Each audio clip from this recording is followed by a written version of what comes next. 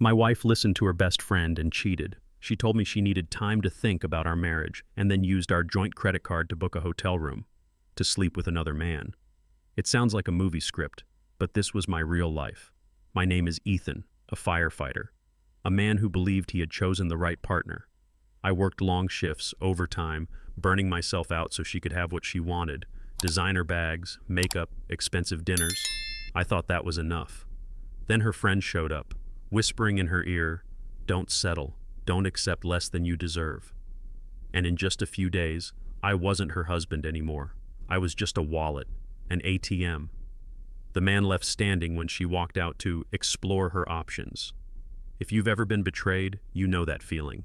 The pain, the humiliation, worst of all, being treated like you were never enough by the one person you trusted most. Stay with me. I'm going to tell you the whole story. And you'll see, sometimes the only answer to betrayal is to turn the game completely upside down. I'm Ethan Carter. I'm 35 years old, and for the past 12 years I've been a firefighter here in Austin, Texas. That job has shaped me in more ways than I can count.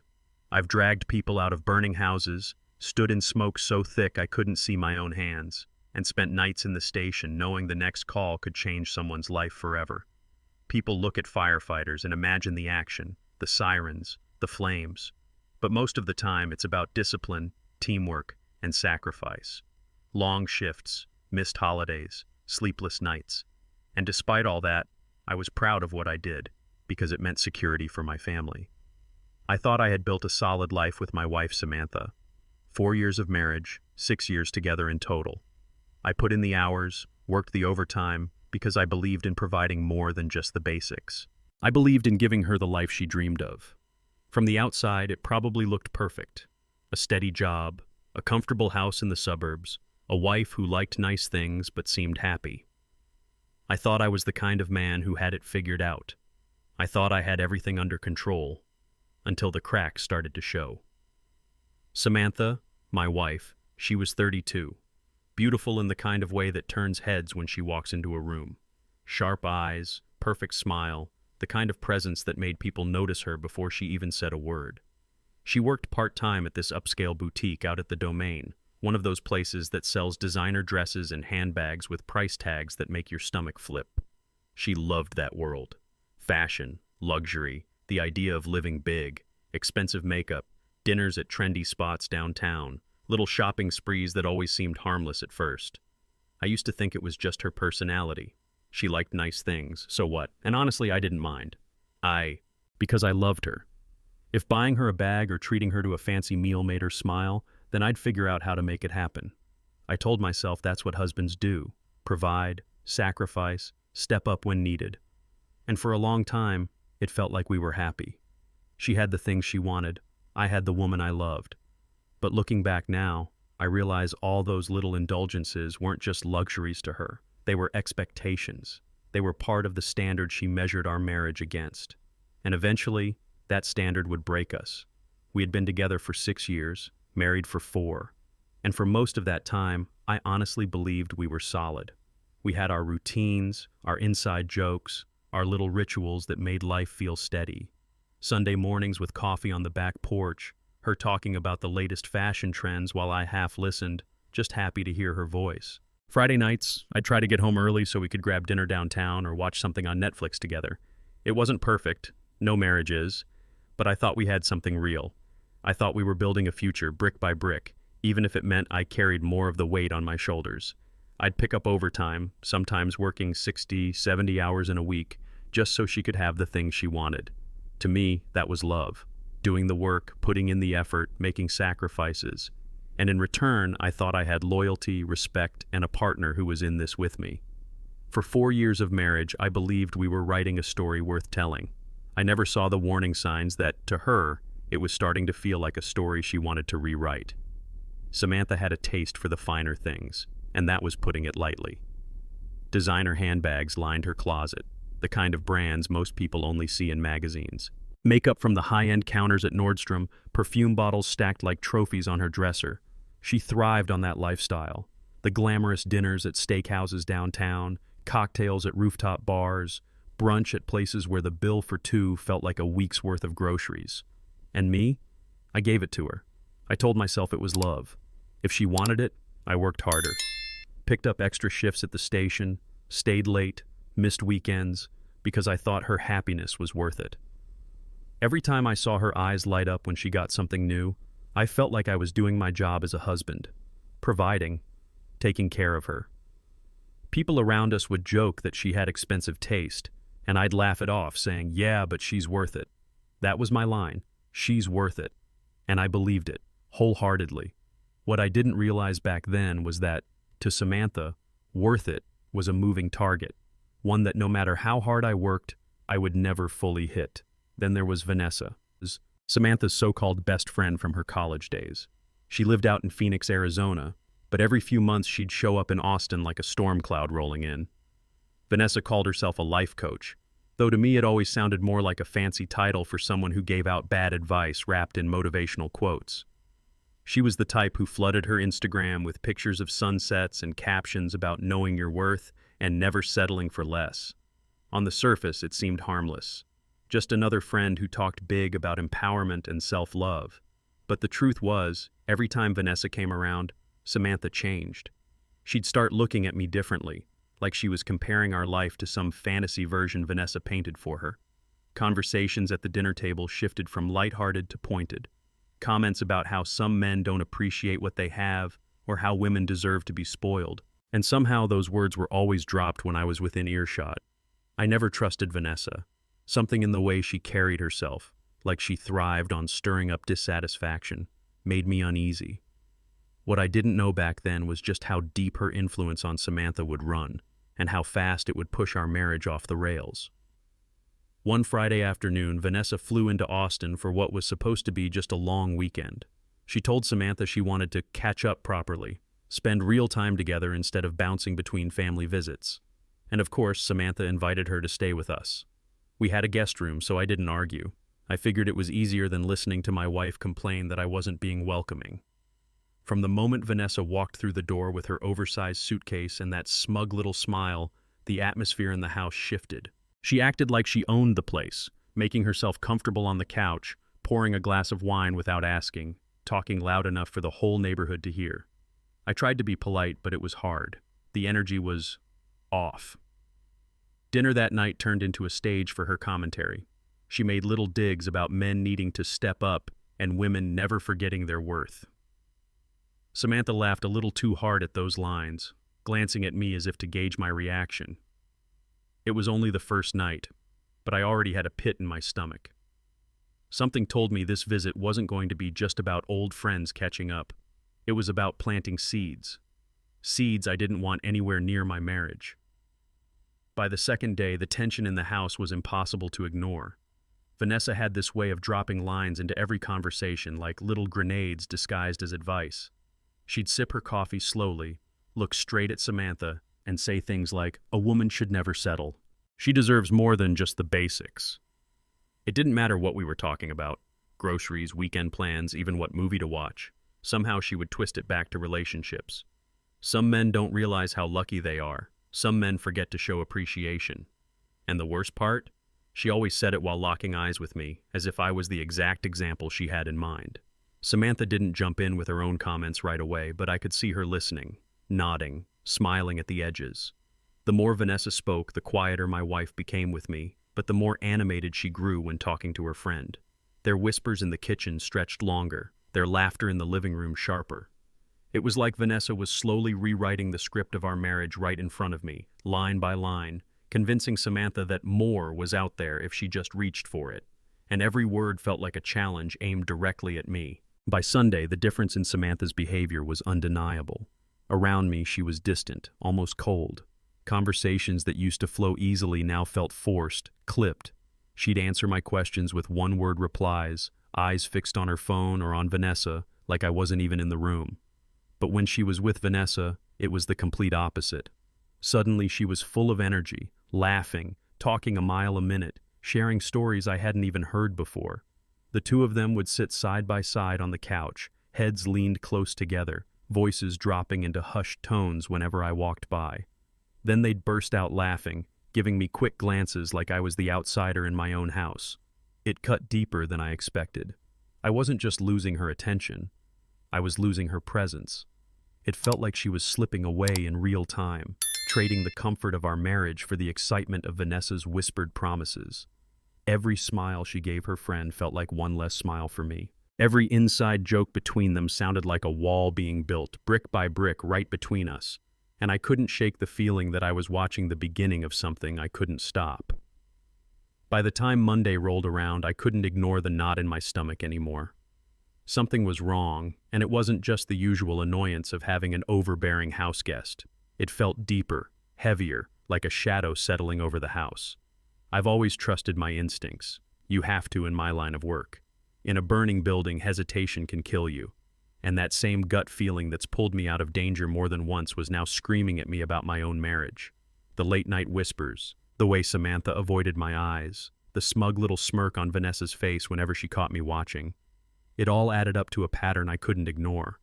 I tried telling myself I was overthinking, that maybe Samantha just needed some space while entertaining her friend. But deep down, I knew better. I could feel the distance growing by the hour, like I was slowly being pushed out of my own life. Every moment of silence from Samantha felt loaded. Every laugh she shared with Vanessa felt like proof that I was being replaced, not just as a husband, but as the man she wanted in her future. And my gut told me this was only the beginning. It was late on a Thursday night when everything finally snapped into focus. I'd just come home from a brutal shift, 12 hours on the truck, smoke still clinging to my clothes. I slipped into the kitchen for a glass of water, trying not to wake anyone. That's when I heard it. Voices drifting from the living room. At first I thought they were just catching up, maybe watching a movie. But then I caught the tone. Low, serious, like they were plotting something. I froze, holding my breath, and leaned against the wall near the hallway. Vanessa's voice carried clear as day. "Sam, you deserve someone who invests in you. When's the last time Ethan bought you something truly special? Something that showed you your real value?" My jaw clenched. 2 weeks earlier, I'd given Samantha a necklace she'd picked out herself, something I'd worked overtime to afford. And yet here they were, acting like I'd done nothing. Samantha's voice came next, softer, but agreeing. "Yeah, it always feels like such a big deal when I want something, like I have to justify every purchase." Standing in the dark, I realized this wasn't just girl talk. This was poison, and I was hearing my marriage unravel, one whisper at a time. I stayed perfectly still in that hallway, my heart pounding harder with every word. Vanessa's voice dropped lower, but the venom in it was unmistakable. "Sam, listen. Men like Ethan get too comfortable. They think once you're married, the work is done. What you need to do is shake him up, make him sweat a little, tell him you need space, disappear for a week. While he's sitting at home wondering if he's about to lose you, you go out and explore your options. Find someone willing to treat you the way you deserve." Explore your options. The phrase hit me like a punch in the chest. She wasn't talking about taking a break to think. She was laying out a plan for my wife to cheat, to keep me on the hook while she tested out other men. And the worst part? Samantha didn't shut it down. She didn't laugh it off or say Vanessa was being ridiculous. No, she leaned in. She actually sounded curious, like the idea of making me sweat while she ran off with someone else was exciting. I felt sick. Every overtime shift, every necklace, every dinner bill suddenly meant nothing. Because in that moment, I realized I wasn't just competing with her expectations anymore. I was competing with a backup plan that her so-called best friend was hand-feeding her. And Samantha was ready to take the bait. The moment I heard those words, "find someone else," it felt like a knife twisting deep in my chest. My stomach dropped, my throat went dry, and for a second I thought I might actually be sick right there in the hallway.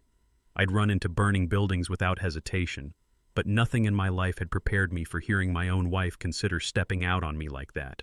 It wasn't just the betrayal, it was the casual way it rolled off Vanessa's tongue, like cheating was some empowering lifestyle choice.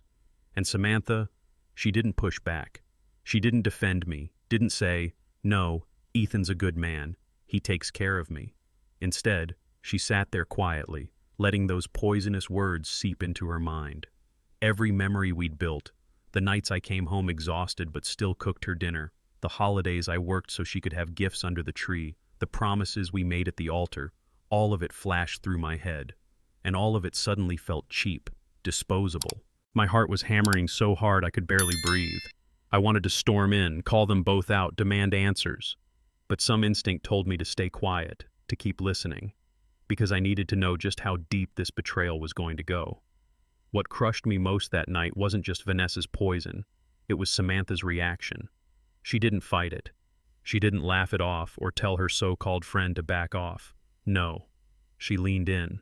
I could hear it in her voice, that soft agreement that told me she was actually considering it.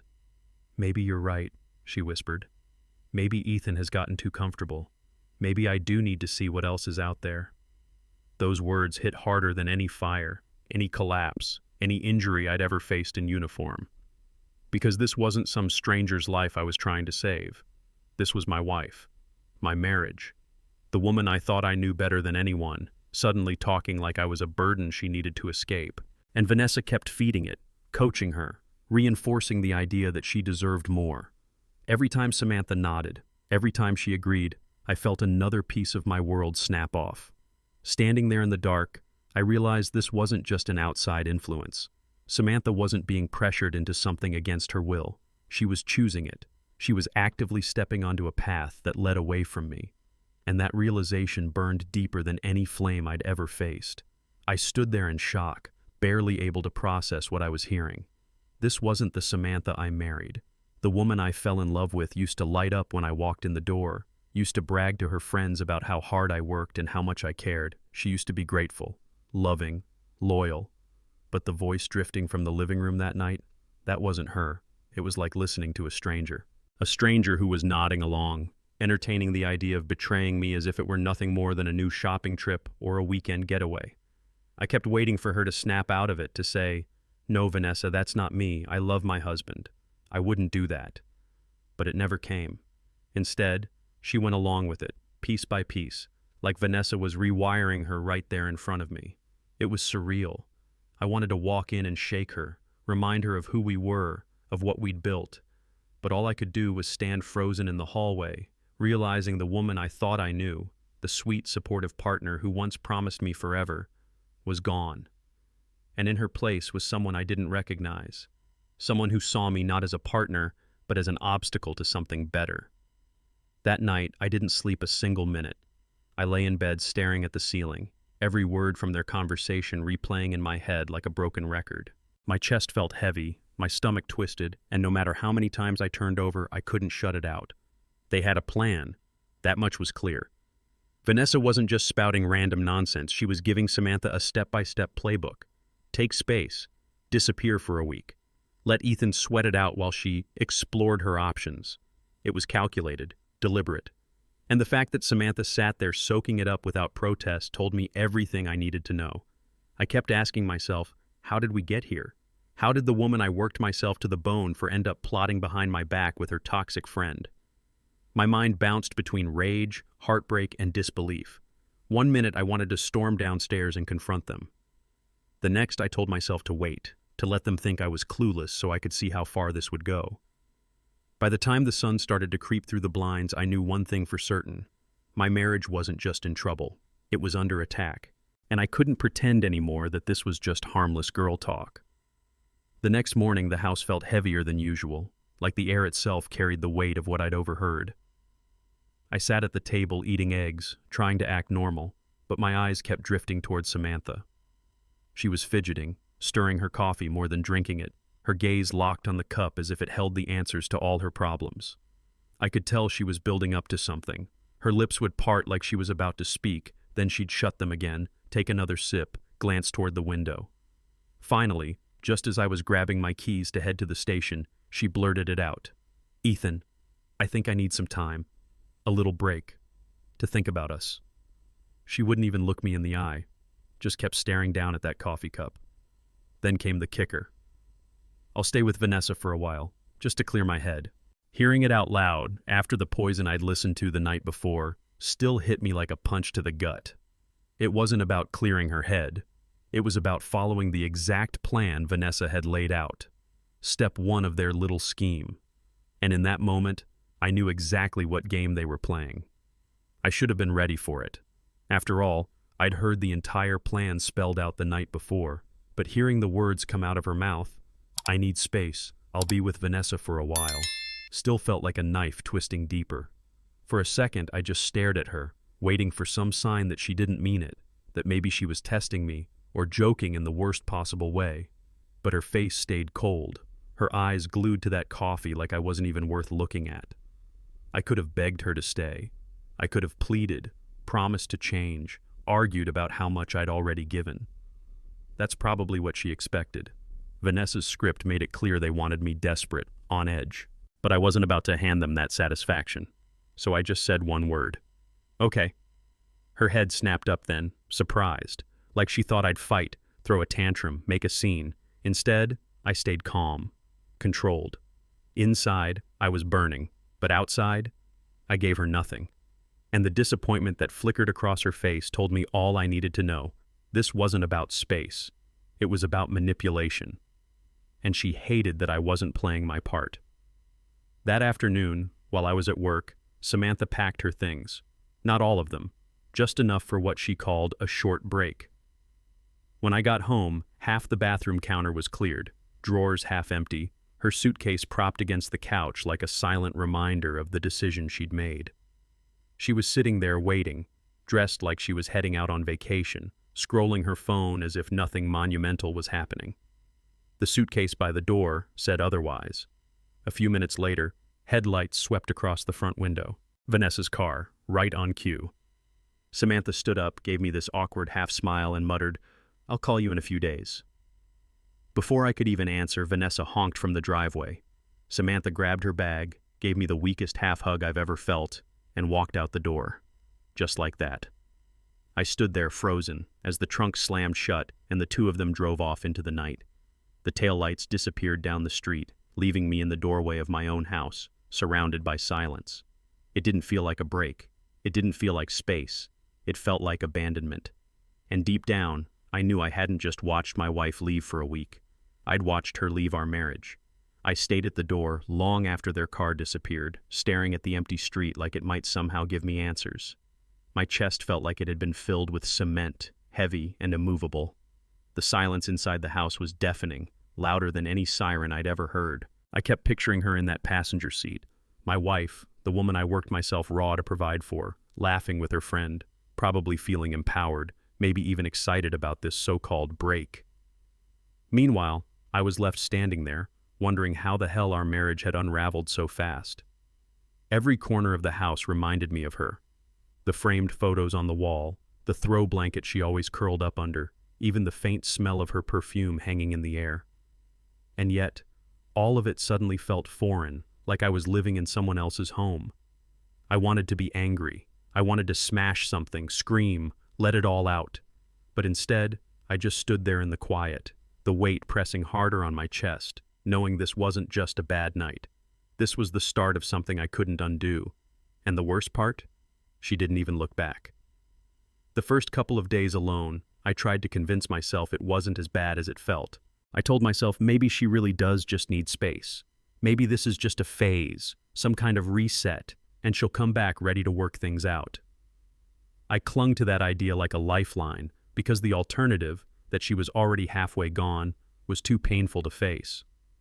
The house was quiet, almost peaceful at times.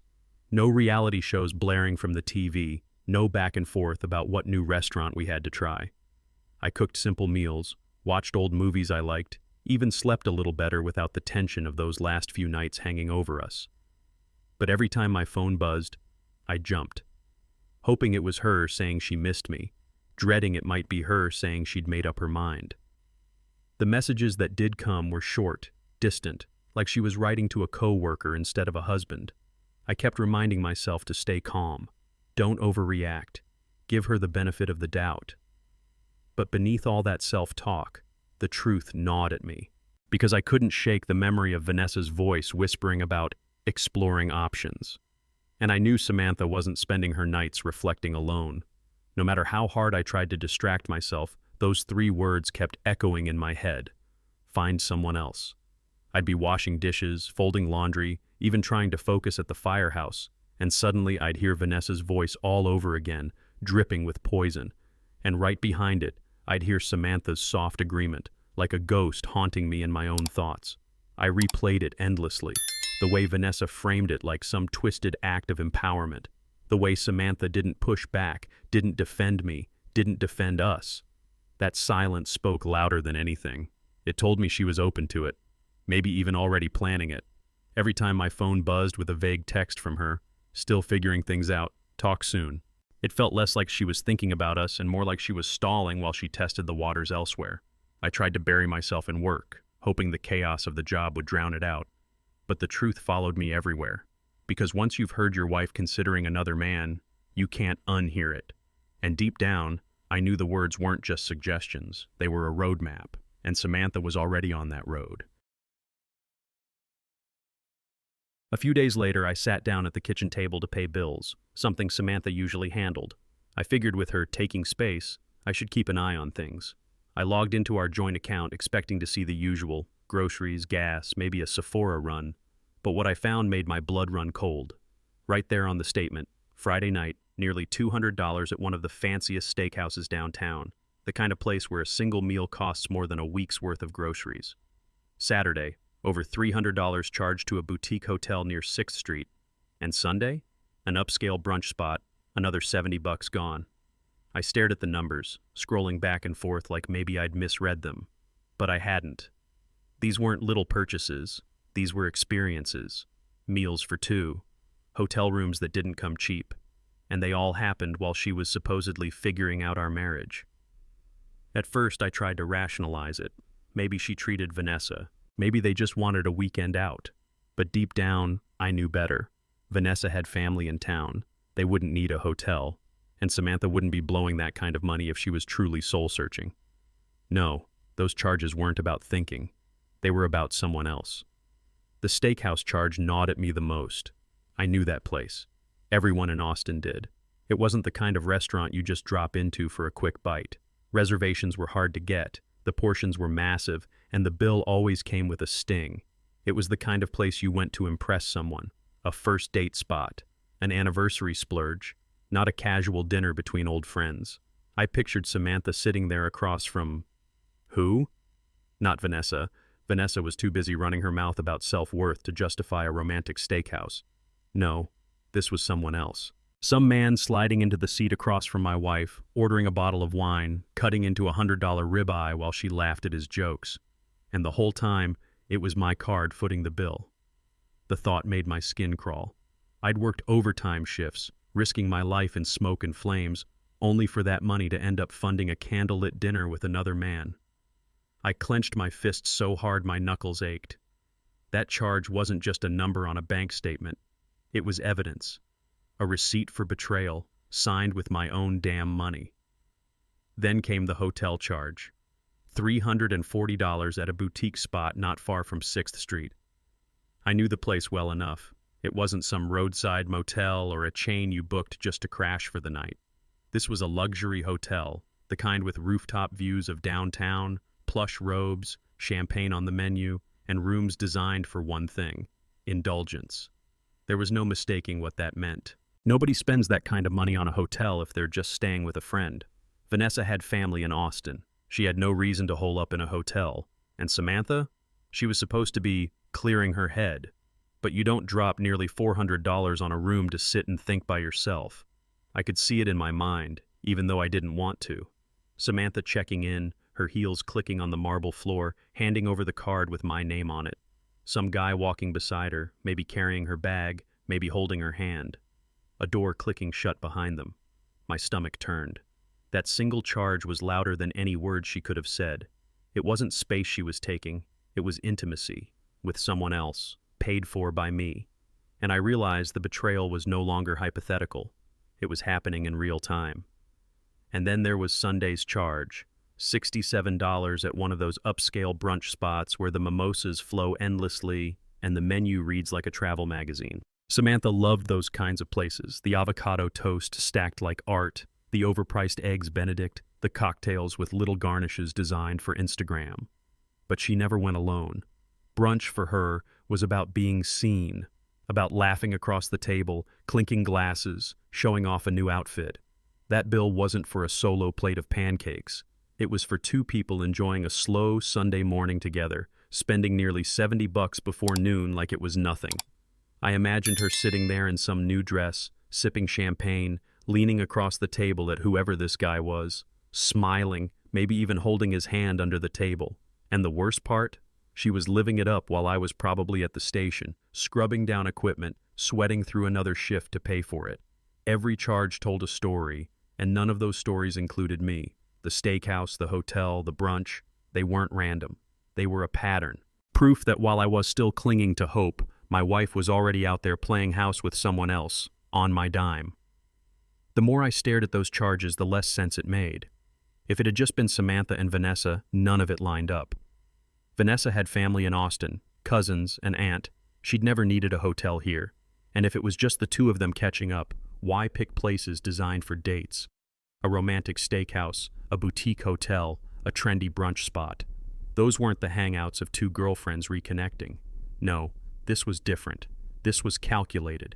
Every bill screamed of a man being in the picture, a man who was wining and dining my wife, or maybe letting her wine and dine him, with my money. I wanted to believe there was some innocent explanation. I told myself maybe she'd been covering for Vanessa, maybe Vanessa would pay her back later, but the truth pressed harder the more I thought about it. Samantha wasn't hiding in some corner journaling about our marriage. She was out, dressed up, laughing across tables, sliding into hotel rooms. The story they'd tried to sell me, that she needed space to think, crumbled right there on the credit card statement, and I realized for the first time that I wasn't paranoid, I wasn't insecure, I was being played. A few days later, the final nail slid into place. My phone buzzed with a Venmo notification, something I almost ignored, until I saw her name attached. Samantha had received $95 from someone listed as Mike R. The note read, "Dinner and movie last night." My hands went cold.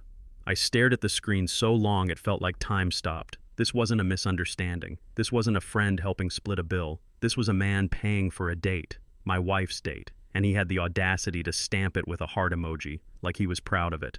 I took a screenshot immediately, knowing Samantha would delete it once she realized I could see her transactions.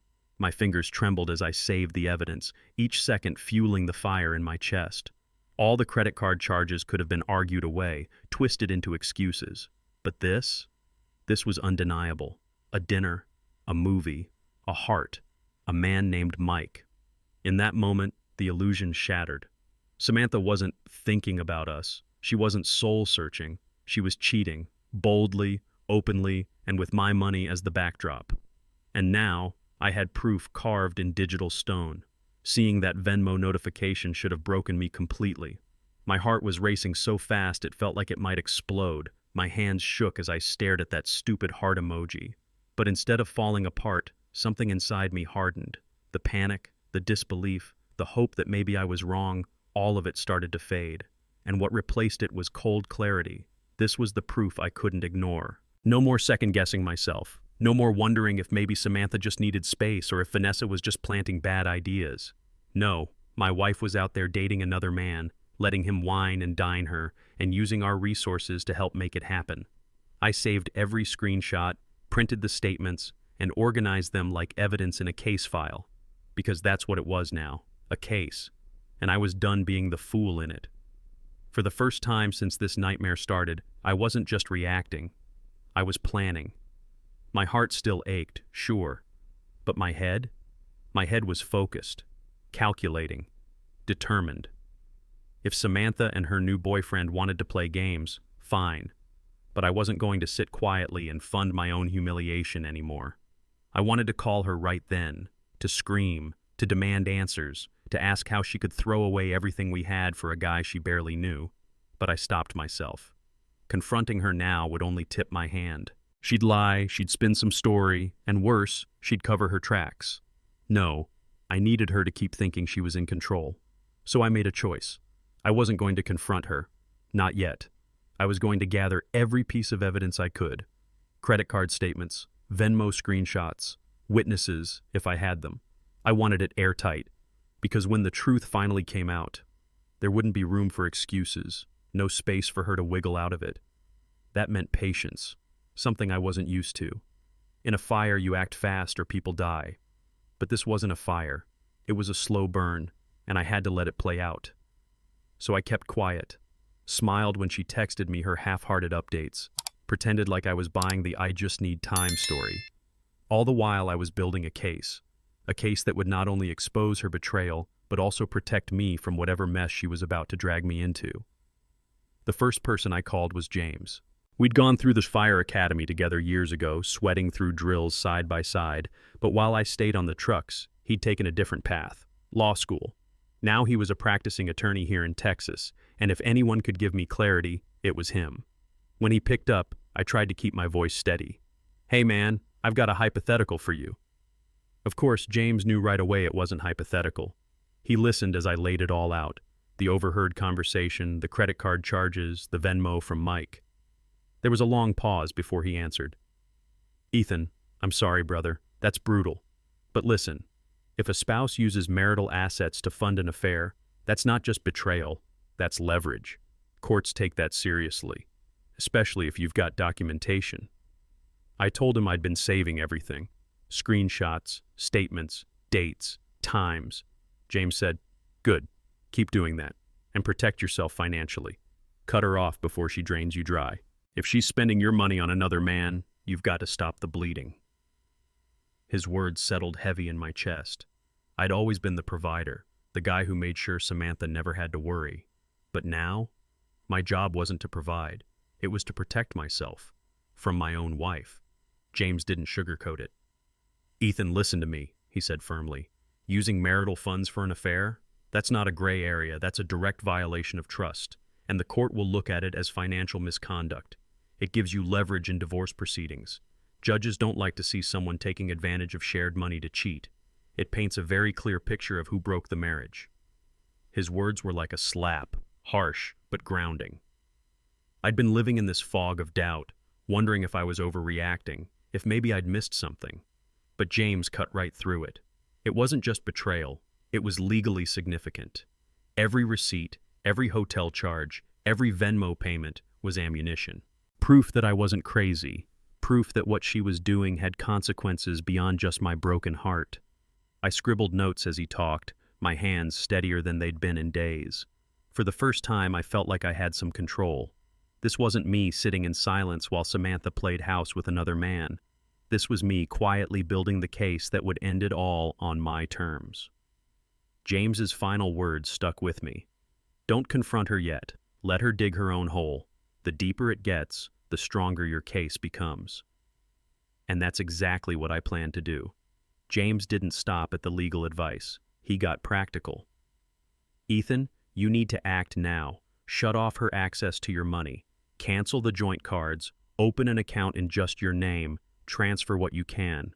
Protect your paycheck. Because if she's bold enough to run around with another man on your dime, she's bold enough to drain you dry before she walks away." The words hit like cold water. I'd been so focused on the emotional betrayal that I hadn't thought about the financial side of it. But he was right. Every overtime shift I pulled, every dollar I sweated for, it wasn't just supporting her lifestyle anymore. It was funding her affair. I pictured Samantha swiping our card for another hotel room, laughing at another brunch while I was stuck covering the bill. Rage boiled in my chest, but beneath it was something sharper, clarity. This wasn't about punishing her. This was about survival, about making sure I didn't lose everything because I'd trusted the wrong person. I promised James I'd take action. He reminded me again, "Stay calm. Don't tip her off yet. Just quietly protect yourself and let her keep showing her hand." For the first time since this nightmare began, I had a plan. And it started with cutting off her access to the life she thought I'd keep funding. After that call with James, I knew exactly what I had to do. But I also knew I couldn't make a single wrong move. If Samantha even suspected I was onto her, she'd start covering her tracks, deleting messages, spinning her story before I had the chance to gather enough proof. So I played dumb. When she texted me later that night, just a casual, "Still figuring things out, hope you're doing okay," I forced myself to reply like nothing was wrong. "Take the time you need." Simple, neutral. I hated every word, but it kept her comfortable. The next few days, I kept up the act. I went to work, hit the gym, kept my routine steady. If anything, I tried harder to sound supportive in my texts, as if I was buying her excuse about needing space. Meanwhile, I was saving screenshots, filing statements, laying the groundwork brick by brick. It was torture, pretending not to know. Seeing her name light up my phone, imagining where she really was, who she was with. But patience became my weapon. The longer I stayed quiet, the deeper she'd sink into the lie. And when the time came, I wanted the truth to crush her with its own weight. A few days later, I ran into my buddy Tommy at the grocery store. We'd worked side by side on plenty of calls, hauling hoses and pulling people out of wrecks, so when he gave me that uneasy look, I knew something was coming. "Hey man," he started, shifting on his feet. "Weird question, but is Samantha seeing someone?" My chest tightened instantly. "What do you mean?" He sighed. "My girlfriend Lisa was at the Domain yesterday and she swears she saw Samantha with some guy. Said they were walking out of that high-end jewelry store together, holding hands, laughing, looking real close." It felt like the ground dropped out beneath me. The Domain. Of course. That was Samantha's favorite place, a playground of designer shops and shiny things. And now she was walking through it with another man, like they were the happy couple, while I was at the station thinking she needed time to reflect. I forced myself to nod, to thank him for telling me, but inside I was boiling. Credit card charges were one thing, Venmo notes another. But this was real. Witnesses. Public. My wife wasn't just sneaking around in the dark anymore. She was flaunting it in broad daylight, parading through the city with her new boyfriend like our marriage had already been erased. That night, I sat in my truck outside the station long after my shift ended, staring at the steering wheel while Tommy's words replayed in my head. Samantha. Holding hands with another man, walking out of a jewelry store like they were building a future together. It wasn't whispers anymore. It wasn't suspicious charges or cryptic messages. It was public, obvious, and undeniable. For days, part of me had clung to the smallest shred of doubt. Maybe Vanessa had pushed her too hard. Maybe Samantha was confused but hadn't crossed the line yet. Maybe all those charges had some twisted explanation I couldn't see. But hearing that she was in broad daylight, arm in arm with someone else, killed every last bit of denial I had left. There was no maybe, no what if. My wife wasn't mine anymore. She had chosen her path, and she'd chosen it openly. Oddly enough, the realization didn't break me further. It steadied me.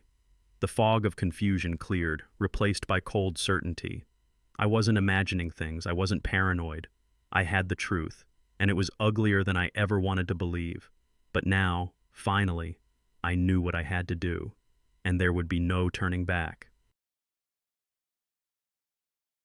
The very next morning, I drove straight to the bank. My jaw was set, my chest tight, but my mind had never been clearer. The first thing I did was cancel our joint credit card, the same one she'd been swiping for hotel rooms and candlelit dinners with Mike. I stood at the counter explaining the situation as calmly as I could, but inside, I was boiling. "I need to shut this down," I told the clerk, sliding the card across. "Immediately." She typed a few things, clicked her mouse, and then looked up with a polite smile. "All right, sir. The account is frozen. No further charges can go through." For the first time in weeks, I felt a wave of relief wash over me. That card had been a leash, my hard-earned money funding her betrayal. Cutting it off wasn't just financial, it was symbolic, a line in the sand. I pictured Samantha at some checkout counter later that day, handing over the card like she always did, only to have it declined. I imagined the look on her face, the confusion, the frustration. For once, she'd feel the consequences of her choices. And for me, it was just the beginning of taking my life back. After freezing the credit card, I didn't stop there. I sat down with another banker and told her I needed to close out my joint checking account. She gave me that cautious look, the kind people use when they know there's more to the story, but I didn't flinch. "I want every cent transferred into a new account under my name only." It took paperwork, signatures, and about an hour of waiting, but eventually, she slid me a folder with my new account details. Watching the numbers move from ours to mine felt like taking back control of my own life.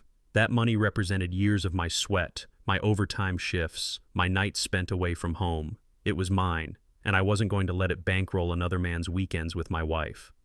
Walking out of the bank, I felt lighter. For weeks, I'd been powerless, watching from the sidelines as Samantha played her game. But now the rules had changed. She could lie, she could sneak around, she could hold hands with Mike all she wanted, but she wasn't going to do it on my dime anymore. It was the first real move in my counterattack. Quiet, calculated, and it felt damn good. When I got home from the bank, I didn't sit down to rest. I went straight to the closet, pulled out a stack of boxes, and started packing.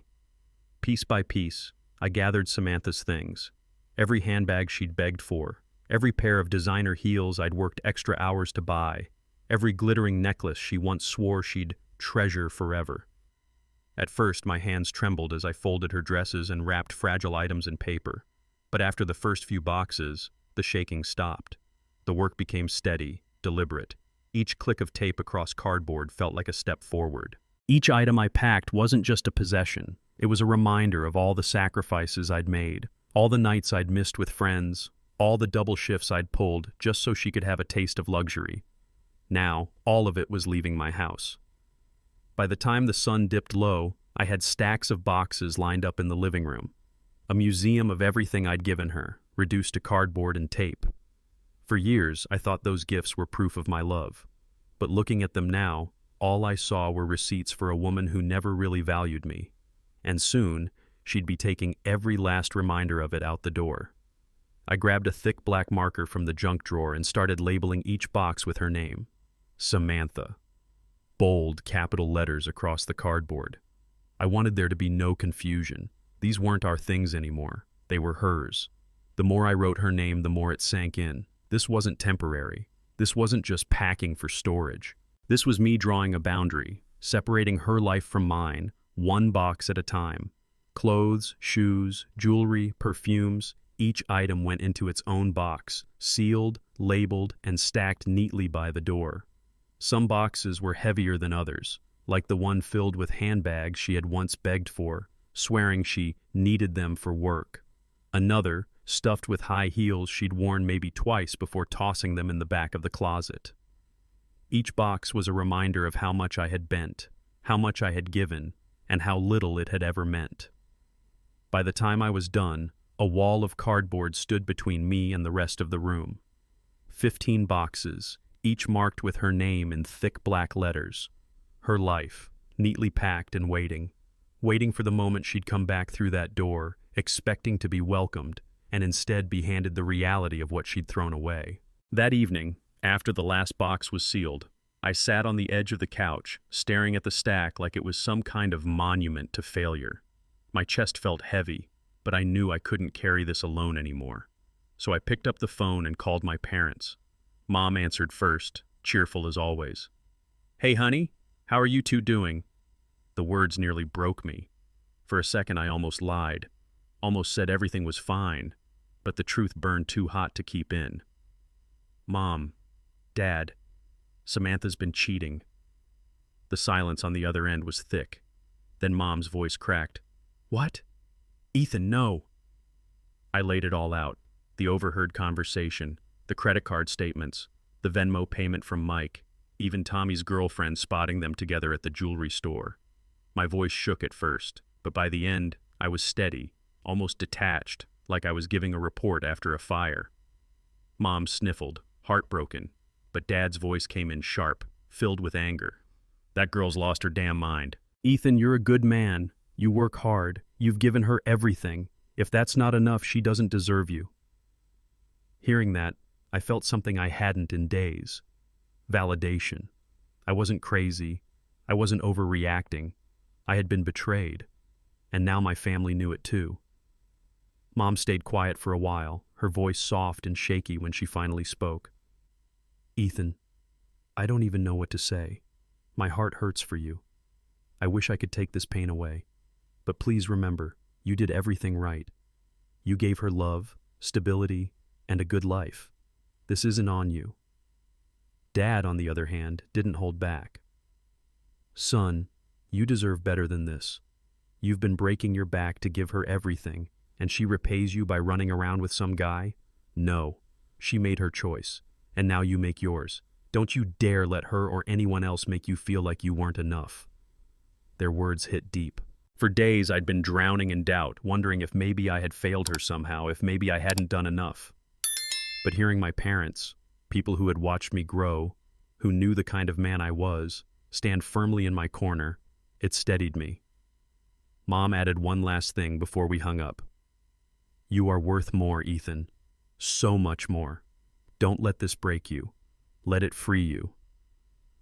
When I ended the call, I looked at those boxes stacked by the door. For the first time, I didn't see them as the wreckage of my marriage. I saw them as proof that I was ready to move on, and I wasn't alone in it. The very next day, my phone buzzed with a message from Samantha. I opened it, and there it was. "I think I'm ready to talk. Can we meet tomorrow evening?" She even added a little heart emoji at the end, like the past week hadn't happened, like she hadn't been spending my money in hotel rooms with another man. I stared at the screen for a long time, my pulse steady, my jaw tight. If this had come a week earlier, maybe I would have felt relief. Maybe I would have clung to that message like a lifeline. But now I knew exactly what it meant. She thought she had me on the ropes. She thought her little scheme with Vanessa had worked, that I was desperate enough to welcome her back with open arms, no questions asked. I typed back simply, "Sure, tomorrow at 6. Nothing more. No emotion, no begging, just an appointment. Then I set my phone down and walked into the living room. 15 boxes stacked neatly by the door, fresh locks on the front door, divorce papers in a folder waiting on the table. She wanted to come home and talk? Fine. But it wasn't going to be the conversation she expected. It was going to be the end of the game. I didn't just agree to meet. I started preparing like it was the final call of my life. The kind where every move mattered, where one mistake could burn the whole thing down. She thought tomorrow would be a heart-to-heart, maybe me begging her to stay, promising to change. But I knew better. This wasn't reconciliation. This was the showdown. That night, I went over every detail. I double-checked the locks I'd already changed, making sure her old keys wouldn't work. I stacked her boxes in perfect rows by the front door, like a barricade waiting to greet her. I laid the divorce papers flat in a folder on the table, highlighted where she needed to sign. Everything had to be clear, undeniable, final. I even cleaned the house, not for her, but for me. I wanted the space to look sharp, controlled, mine. No trace of desperation, no mess that could suggest I was falling apart. As I moved through the house, I felt strangely calm, like all the chaos, all the heartbreak, had finally condensed into focus. Tomorrow, Samantha would walk through that door expecting a conversation. Instead, she'd face the consequences of every choice she'd made, and I was ready to deliver them. The next morning, I woke up early, running on nothing but adrenaline and resolve. First thing I did was head to the hardware store, bought a brand new set of heavy-duty locks, the kind you could trust to keep out more than just a thief. Back at the house, I swapped every one of them out. Front door, back door, even the garage entry. By the time I was done, Samantha's keys were nothing more than scraps of metal. Then I turned to the living room. 15 boxes, each one packed tight with the life she'd built on my dime. Designer handbags lined up like soldiers, heels wrapped in paper, dresses folded neatly, jewelry tucked into cases. I stacked them with precision right against the wall in full view of the front door. No way she could walk in without seeing them first. When I stepped back, the sight was almost surreal. 4 years of marriage, reduced to cardboard and tape. It wasn't just her belongings anymore. It was the evidence of my decision. Anyone else walking in might have thought it looked cold, even harsh. But to me, it looked like closure waiting to happen. And soon enough, she'd see it too. By Monday afternoon, James called to let me know the papers were ready. I drove straight to his office, walked in, and he slid the folder across the desk. Thick, official, stamped. It didn't feel like just paperwork. It felt like the final nail in a coffin. He asked me one last time if I was sure, but I didn't hesitate. I signed where I needed to, shook his hand, and walked out with the documents under my arm. Back home, I placed the folder right on the coffee table in the living room, front and center. I made sure the first page, the one with the words "Petition for Divorce" in bold, was visible the second she opened it. No wiggle room, no confusion. I sat there for a moment staring at it. Strange how 6 years of history, 4 years of marriage, could be summarized in a few sheets of paper. But the weight wasn't crushing me anymore. It was lifting. With the boxes stacked in the corner, the locks changed, and the folder ready, the stage was set. Samantha thought tomorrow was going to be her grand return. Instead, she was walking into her exit. Right at 6 o'clock, I saw the familiar car pull up outside through the front window.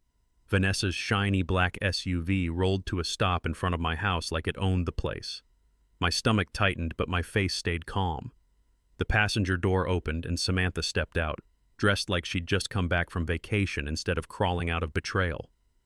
New clothes I didn't recognize, probably bought with Mike's money since I'd cut her off. She had this little half smile, like she expected me to melt the second I saw her. She walked up to the front porch, her heels clicking against the concrete. She pulled out her key and tried the lock. Nothing. Confusion flickered across her face. Then she rang the doorbell like she hadn't just been locked out of her own marriage. Behind her, Vanessa sat in the driver's seat, sunglasses on even though the sun was fading, like she was waiting for a front row seat to the drama. I let the bell ring once more before I opened the door, my expression steady, controlled. Samantha leaned in for a hug, casual as ever, but I didn't move. I just stepped aside and gestured toward the living room. She didn't know it yet, but her reckoning was waiting inside. Samantha's face lit up when I opened the door, like she thought this was the moment we'd finally talk it out and patch things up. She leaned in, trying to hug me like nothing had happened, like the last week hadn't been filled with lies and hotel receipts. But when she realized her key hadn't worked, that smile wavered just a little. Still, she brushed it off, chuckling awkwardly. "Hey, must be something wrong with the lock." My key wouldn't turn. Her voice was light, almost playful, as if this was just some minor inconvenience instead of the glaring sign that she didn't live here anymore. I didn't answer. I didn't joke back. I just stood there, one hand on the doorframe, the other pointing toward the living room. She stepped inside, her heels clicking against the hardwood, expecting warmth, expecting forgiveness. Then she saw them. 15 boxes stacked neatly, labeled with her name. And the folder, bold letters facing up on the coffee table. Petition for divorce. The color drained from her face instantly. That cheerful glow she carried in from Vanessa's SUV evaporated. Her casual entrance turned into a stumble, and in that single moment I knew she finally understood this wasn't a reconciliation. It was a goodbye.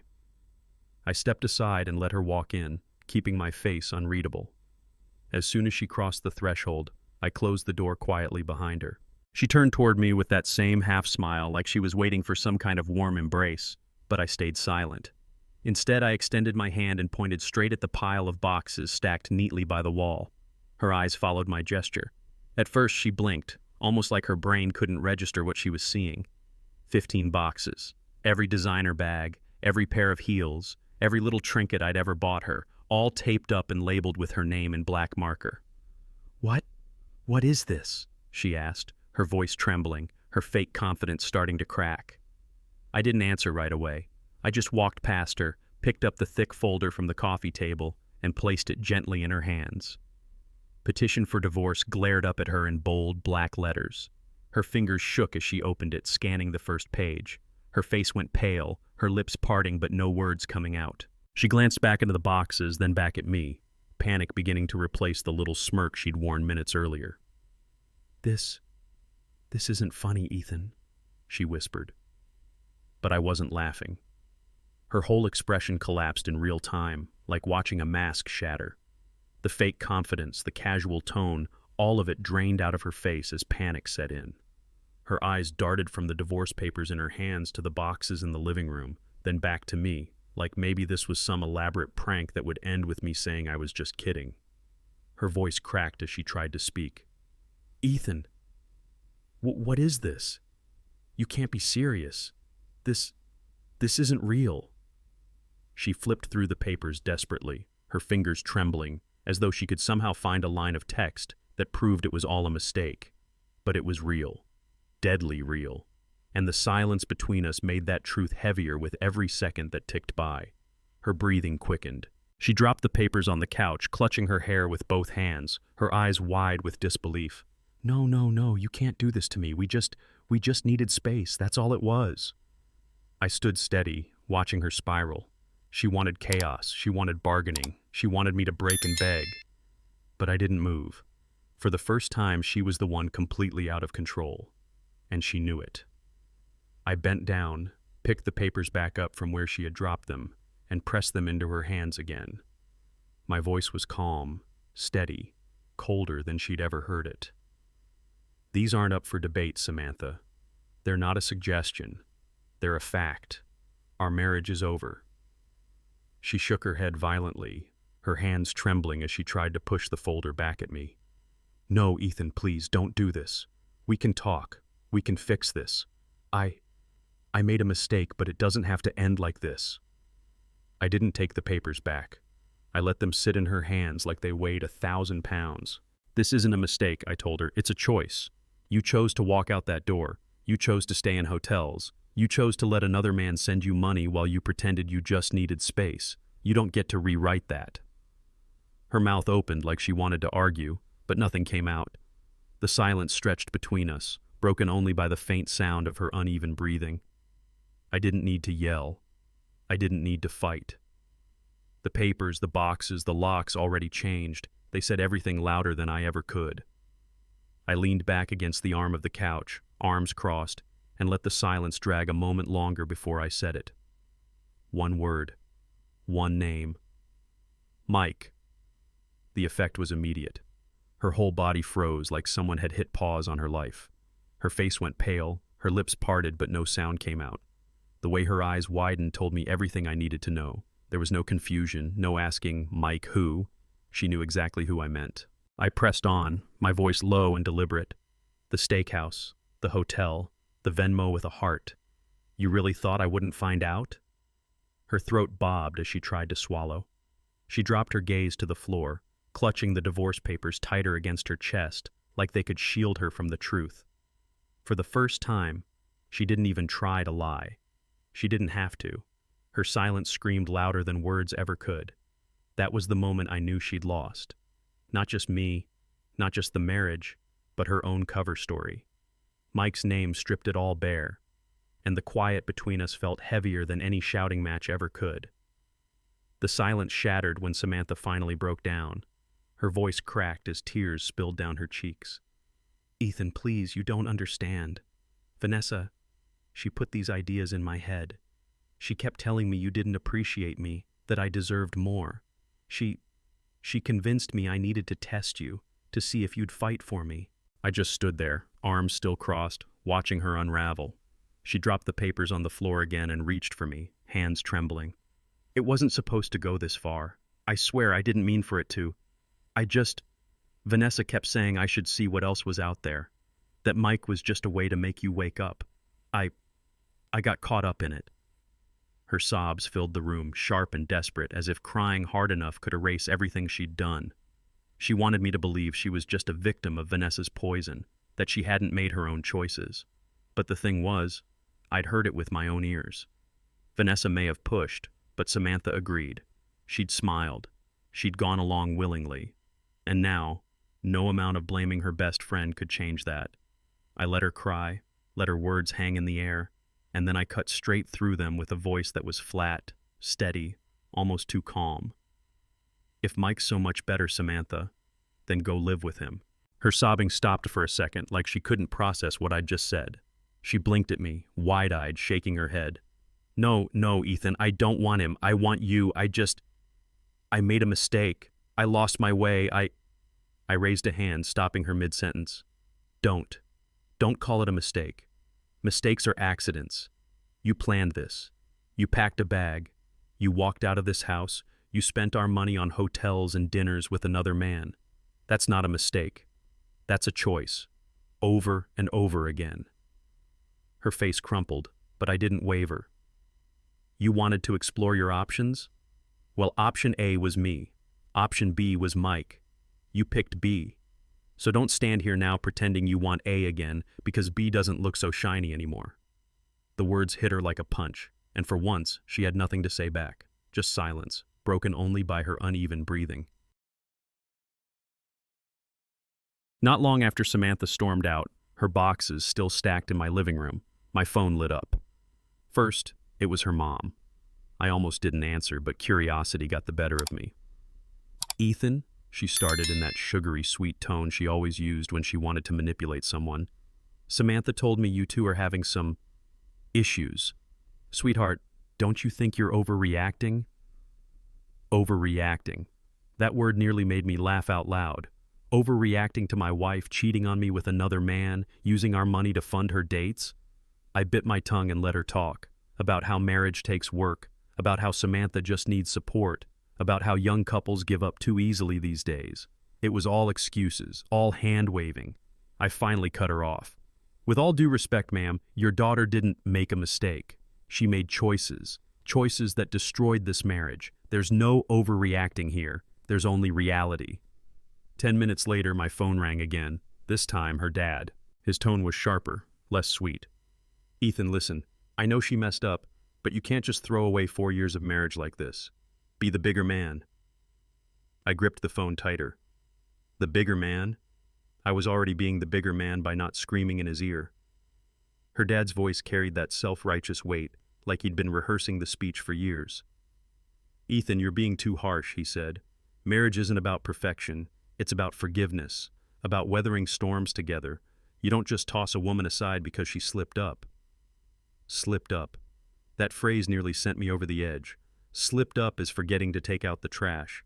Slipped up is missing an anniversary dinner. What Samantha did wasn't a slip. It was a deliberate betrayal, repeated, planned, and carried out with someone else while lying to my face. I kept my tone calm, but my words sharp. "With all due respect, sir, cheating isn't a storm you weather. It's a choice. It's deception. And I'm not going to keep a marriage built on lies. You can dress it up however you want, but she didn't trip and fall into another man's arms. She walked there willingly." There was silence on the other end for a beat, then a frustrated sigh. "You're making a mistake," he said. "One day, you'll regret not forgiving her." But the truth was clear. The only mistake would have been staying. I held the phone tight, my jaw clenched, my words measured but firm. "This isn't a mistake," I told him. "It's not a slip. It's not a lapse in judgment. It's a chain of deliberate choices. Samantha chose to listen to Vanessa whisper poison in her ear. She chose to tell me she needed space while sneaking around with another man. She chose to use our joint money, my overtime hours, to fund hotel rooms and steak dinners with Mike. And she chose to walk back into this house smiling, thinking I'd just forgive and forget." The line went quiet, and I pressed harder. "Mistakes happen once. Choices happen over and over. She didn't trip into this. She planned it. She lived it. And now she has to live with the consequences." I could hear his breathing shift, frustration, maybe shame, maybe both, but I didn't back down. "You can call me cold. You can call me unforgiving. But I know my worth. I refuse to let someone treat me like a backup plan while they explore their options. This marriage ended the moment she chose betrayal over honesty." For the first time that night, I felt steady, unshakable. This wasn't about anger anymore. It was about clarity. And there was no turning back. Later that night, after the storm of calls from Samantha's family finally went silent, my phone buzzed again. It was my parents. The moment I heard my dad's voice, I felt a steadiness I hadn't felt all week. "Son," he said firmly, "you did the right thing. Don't let anyone twist it. Walking away from betrayal isn't weakness, it's strength. That's what a real man does. He knows his worth and he won't let anyone diminish it." My mom's voice came next, softer but no less powerful. "Honey, I know it hurts. I know it feels like the ground's been ripped from under you. But what you showed tonight, that's dignity. That's courage. You didn't scream. You didn't break down. You stood tall and handed her the consequences she earned. That is power." I sat there in silence, staring at the boxes piled in the living room, their words soaking into me like water on scorched earth. My whole body felt raw, bruised, but lighter somehow. My parents weren't just defending me. They were reminding me of something I had forgotten in the chaos. I wasn't broken. I wasn't defeated. I had chosen to stand my ground. and in their eyes, that choice made me stronger than ever. When the last call ended, I finally set my phone down and just sat there, in the middle of the quiet. The house felt different now. Empty, yes, but not heavy the way it had when Samantha first walked out. This time, the emptiness felt freeing, like a weight had been lifted, like the air was finally mine again. I looked around at the living room. The stacked boxes, the silence, the new locks on the door, all reminders of what had been lost. But instead of breaking me, they pushed me towards something else, resolve.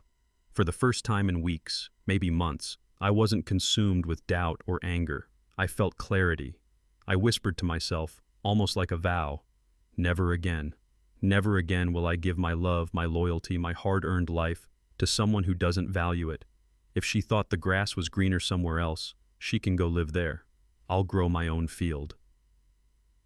As the night stretched on, I sat in that quiet house, not as a man abandoned, but as a man reborn. My marriage was over, but my life wasn't. And I knew this much. The next chapter was mine to write. Samantha made her choice. She chose lies, betrayal, and the illusion of something better. I chose differently. I chose to protect my dignity, my future, and the man I know I am. If you've ever faced betrayal, let this sink in. It is not your fault when someone decides to deceive you. That's on them, not you. Don't let their weakness become your burden, and don't be afraid to let go, because walking away from what poisons you isn't defeat, it's strength, and you deserve truth. You deserve loyalty. You deserve love that doesn't come with conditions. So let me ask you, if you were in my shoes, what would you have done? Would you have stayed, forgiven, tried to rebuild, or walked away like I did? Share your thoughts in the comments. I'd love to hear them. And if my story resonated with you, don't forget to hit that subscribe button. More stories are coming, raw, real, and straight from the heart, because sometimes the hardest endings are the ones that finally set us free.